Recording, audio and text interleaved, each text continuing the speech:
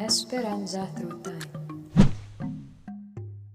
According to Sunstar 2019, before the Spanish colonization, Esperanza was known as Wawa Uhot, a native name of a place situated along the Wawa and Uhot rivers. The name Wawa Uhot is derived from the traditional costumes of the natives, wherein relatives and friends coming from their neighboring community gathered for merrymaking activities during harvest time. The settlements along the rivers were occupied by the Manobo tribes, the hills by the Higaonons, and the thickly forested mountains by the Banwaons. The Higaonons and the Banwaons were nomadic tribes, while the Manobos settled themselves in huts built out of indigenous materials along the rivers.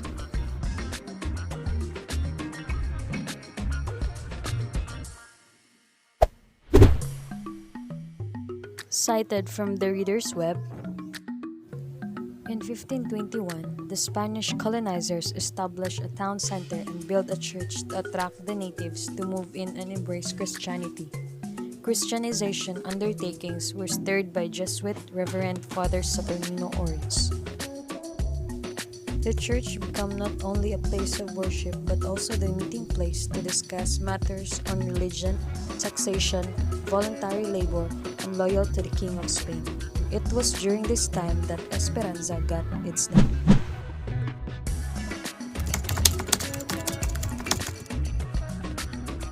Before the interview conducted, my respondent agrees to use his name on the video, but refuses to take actual video. Hence, we use audio recording as a medium due to personal reasons. More of that, the views and opinions of my respondent do not reflect to its personal matters and to mine.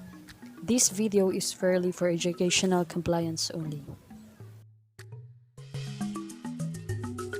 Mr. Eduardo Ventura, known as Dato Linanogan of Tribu Banwaon, is a 57-year-old Lumad citizen and one of the tribal chieftains in the municipality of Esperanza.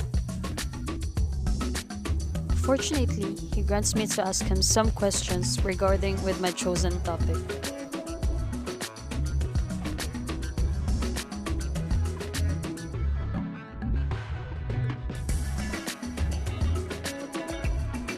Nagkukudaan ako mira ang mga unlad, pamili. Antod na pag-abot sa Katsila, na po nagdumala diya ang gumaw. Nakaasawa sa pamilya sa unlad, nakaasawa sa mga ingad. Si Marcos na, presidente, hindi ko anak po, Mayor Inad.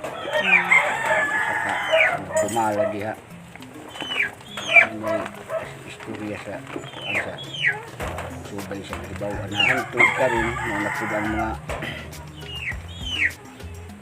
kapatay ni Inad na napud ng mga mampatilan kapuli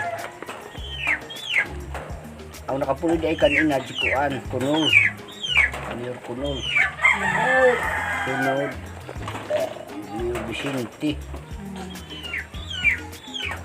dayon dito ana diyo mampatilan antod na mauna po si anong kapuli karong asawa niya nida mampatilan last karon na kang napod si kung nabungbong na mauna po nagdumala si Bambi mampatilan napod na mayor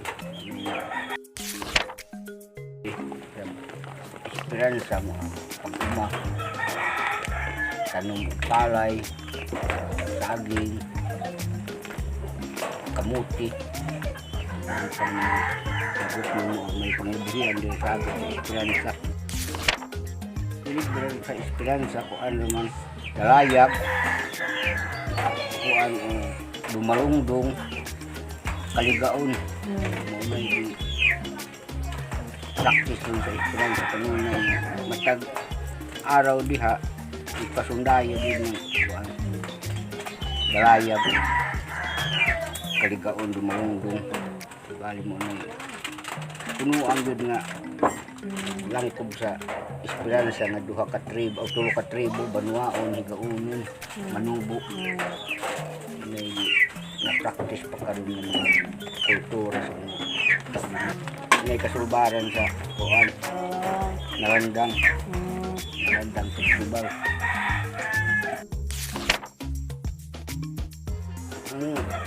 Maagi siya o saya isa tung bugat o kuan sala kanang bugnusan penalty kibali pananglitan sama sa mapaburusan ng babae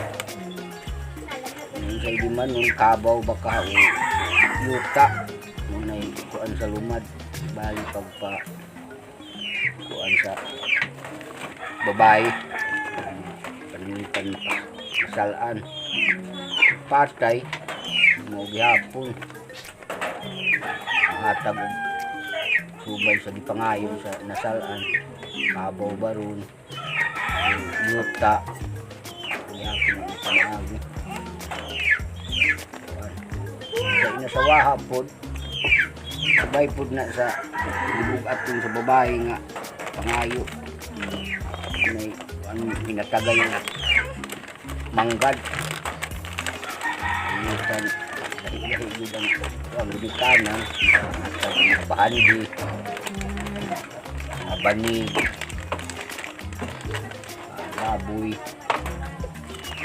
dan pabiha ng mga kagamitan sa kuan muna ang sa balik sa kahusay sa kahusaya Saya ang tawag. Tinahal lang yun yan binayluhay yun o kuan gahom ang kabugti sa kunsay kabugkatong sa sala sa tungdan. Tapos kibali pag ona na call kanang wala na dayon to nga problema ba? Balik na dahil pagkahiusa natagay na balik subay sa gipangayo sa kuan unsay pangayo kabaw baka ha adiya wag ka inuli ay na ang matag kuan area sector. Nicole, salamat kayo, Col.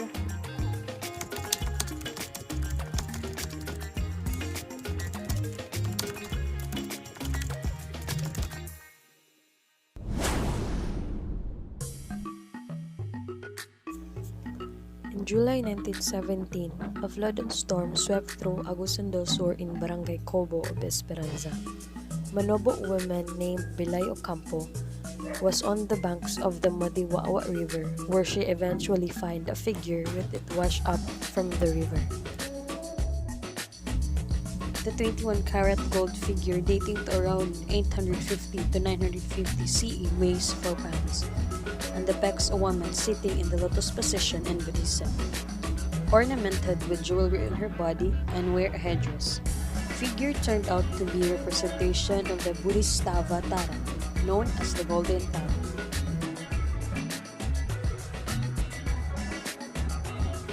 It was handed to the former Deputy Governor B.S. Baclagon, then it was passed to the Agusan Coconut Company because of a debt. It was then being sold and was purchased for 4,000 pesos by the wife of American Governor General Leonard Wood, Faye Cooper Cole, who was the curator of the Chicago Fields Museum Southeast Asia Department. They then donated the Golden Tara to the Field Museum in Chicago, Illinois, United States, where it is currently held in the Granger's Hall of Gems. Dr. H. Oatley Bayer, known as the father of Philippine archaeology and anthropology, tries to encourage the government to buy the artifact. However, all attempts failed due to lack of funds.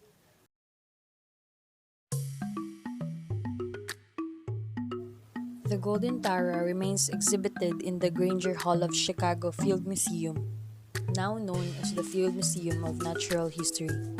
Up to the present time, and reports has it that the Philippine government has plans to continue its negotiation in reacquiring the figure.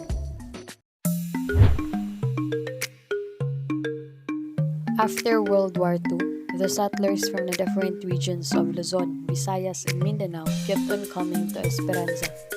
The influx of settlers reached its high during the 1950s when logging industry boomed. Most lowlands were occupied by settlers and reservations were accorded to the cultural minorities. By virtue of Executive Order Number 619, signed and approved by President Elpidio Quirino on September 11, 1953, upon strong representation of then Congressman Marcos Calo, the municipal districts were organized into Municipality of Esperanza. And that would be all for my final output in local history, representing the majestic municipality of mine, the home of Golden Tara, Municipality of Esperanza, Province of Agusan del Sur. I am Trixie Espinosa from the College of Teachers Education, Bachelor of Secondary Education, major in Science, first year student. Thank you for watching and God bless.